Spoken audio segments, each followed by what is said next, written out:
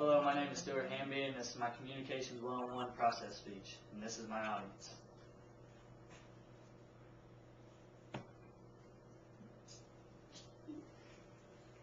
Have you ever been walking up the street or been somewhere where you see someone that's wearing a custom shirt? Well, I have too, and that's when I decided that I wanted to have my own custom shirt for my business.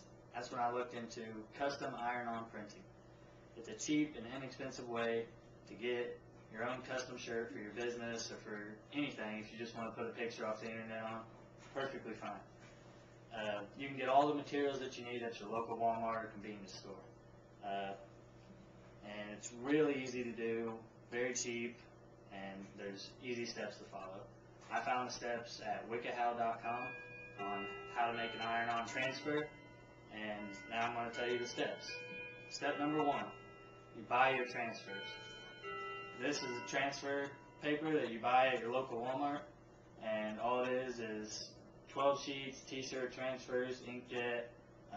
Basically, after you buy your pack, it either gives you all the details that you need to do on the back of the packet, or you got a list of the steps you need to do inside. Either way, you'll have all the steps by me telling you, looking online or having it. It's not a big deal, but first you want to get that. That's step number 1. Step number 2, you want to create your art or whatever you're going to use. You can either get a picture off Google or something like that, or upload a picture from your camera, picture of your family, friends, dog, whatever you want on your shirt. In my case, I decided to put my business logo. What you want to do is take your logo, put it in a software that you can manipulate the photo or change it however you need to, because most of the time on some transfers you got to flip the image backwards to print it off so that it irons on right. So you want to have a software that you can do that. You can actually probably do it in Paint, and you just flip it backwards, but you just need some kind of software. After you have it manipulated, you want to use the transfer paper and print it off the computer. And then that will take you to step number 3, which is laying out your fabric. So you want to get your t-shirt or whatever you're printing on. It could just be anything, but most people do t-shirts.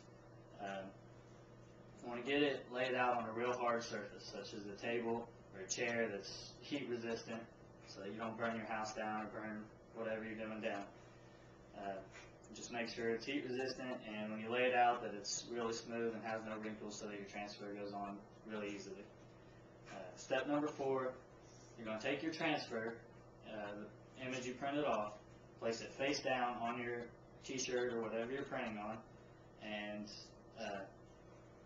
the next step, I don't think it's a step really, because I've never had to do it, but WikiHow says that you should.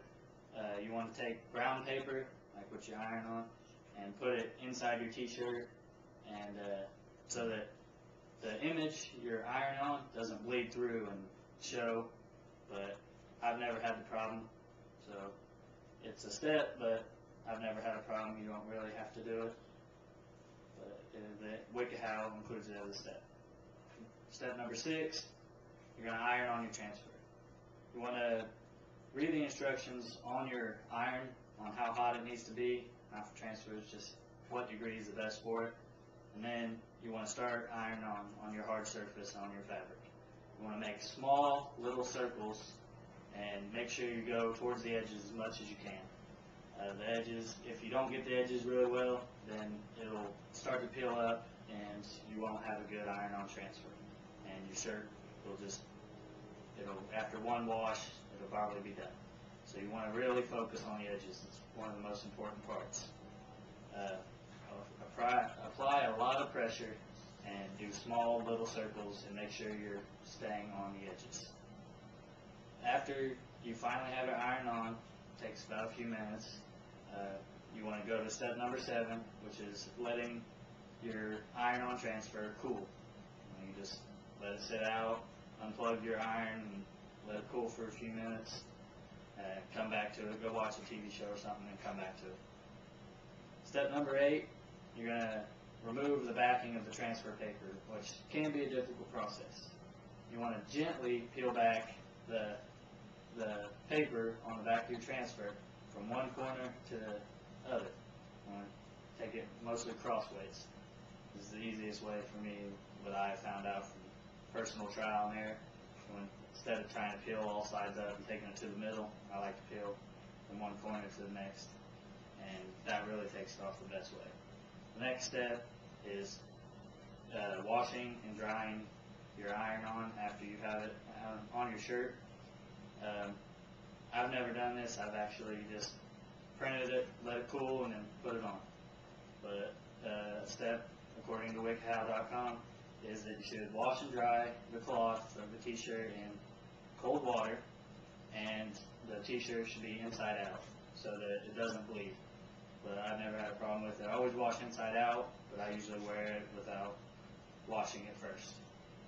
So that is the 9 easy steps, according to wickedhow.com, on how to make an iron-on transfer. You also have the steps that you get inside the packet whenever you buy an iron-on transfer packet. Now that you know how to make iron-on transfers, it's not the hardest process. It's not real time-consuming, unless you're going to get real intricate with it. Like me, I cut around all the edges of my logo. Some people just do a square or rectangle picture, a regular 8x11, and they don't have to cut out anything.